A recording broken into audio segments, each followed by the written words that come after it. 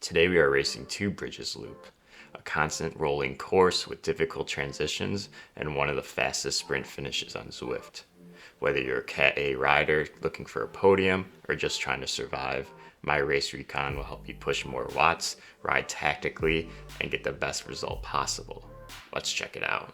The 2 bridges loop is a 7.1 kilometer per lap course with 81 meters of climbing. On paper, it looks flat, but in practice, it's constant surges, false flats, and short ramps that punish bad positioning. You'll tackle the S's, sprint over the JWB bridge, punch up the KOM reverse, and finally, contest a fast, chaotic sprint near the downtown Watopia banner. The race kicks off immediately in downtown Watopia with a short false flat that leads you towards the volcano. This is also where you get your first power up of the race. Expect watts to spike here as riders jostle for wheels. Heavier riders might be tempted to push early, but most races don't explode until your first time through the S. Positioning is still important. Get in the front half of the group without burning your sprint legs. If you're well warmed up, this is also a cheeky opportunity to put down the hammer and burn the legs of other riders that came ill prepared. As you reach the S's, this 1.3 kilometer stretch is one of the most deceptive parts of the route. The rollers average at 3 to 5%, but the constant up and downs create an accordion effect in the peloton, leading to the first splits of the race. Riders at the back will be tempted to sprint out of every crest to close the gaps, while heavier riders can carry their momentum forward, something experienced Zwifters will take advantage of. If you're tail gunning, there is a risk of getting shelled, but taking advantage of that snowball effect on that final nasty roller is your best option. After the S's, you'll descend into the JWB bridge crossing, a sprint segment, and second opportunity for a power-up. Unless this is a points race where sprint segments are of great importance, stay tucked into the draft and use the speed to spin your legs, sliding forward before the false flat that follows. This is one of the very few places to recover and probably the longest one, so enjoy it. After the cobbled sections of the villas, we have some additional climbing for around 500 meters at a 2.5% gradient. The climb itself is extremely draftable, making it easy to stay with the group,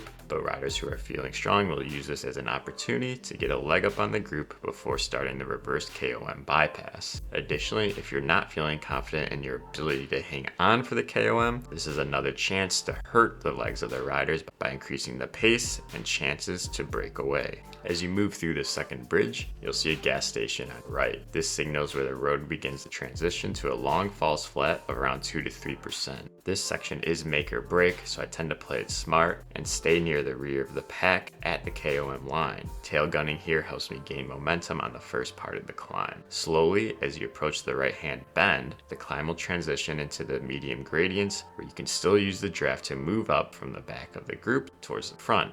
This change in positioning will also allow you to be near the front of the group once you hit that short 10% section, while other riders are drifting back. Do know that the group will split here. Fortunately for non-climbers, this section is short at just over a minute, but it is still easy to find yourself off the back. If you are off the back, you're playing with fire because we skip the rolling hills towards the KOM and instead immediately hit that fast descent through the bypass and towards downtown to prevent getting dropped.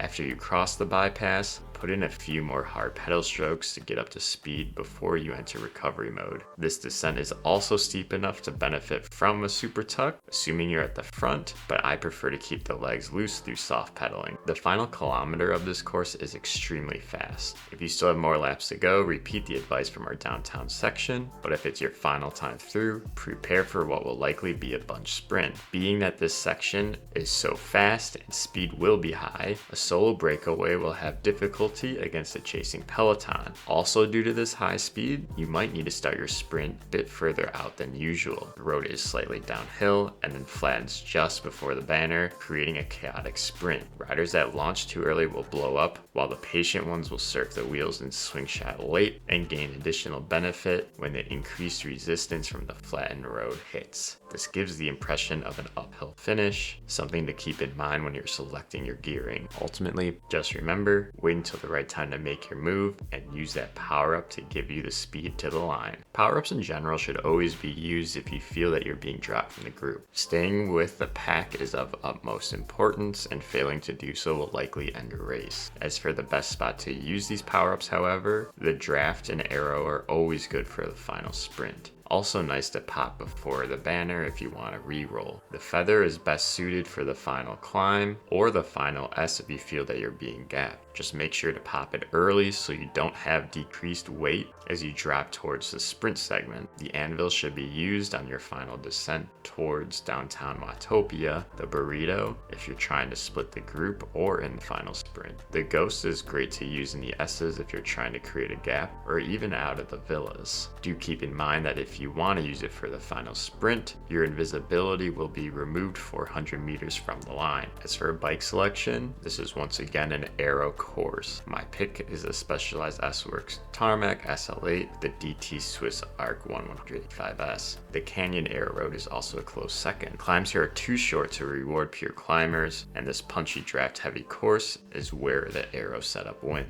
And that's your Recon for 2 bridges loops. As we know, the S's will keep things chaotic, the false flats will burn those legs, and that final sprint is screaming every single time. If you'd like to see how I race this course, I'll be uploading a video in a couple days so you can see how the pack moves in real time. If you enjoy this sort of thing, please drop a comment, consider subscribing, and ride hard, ride smart, and bonk beautifully.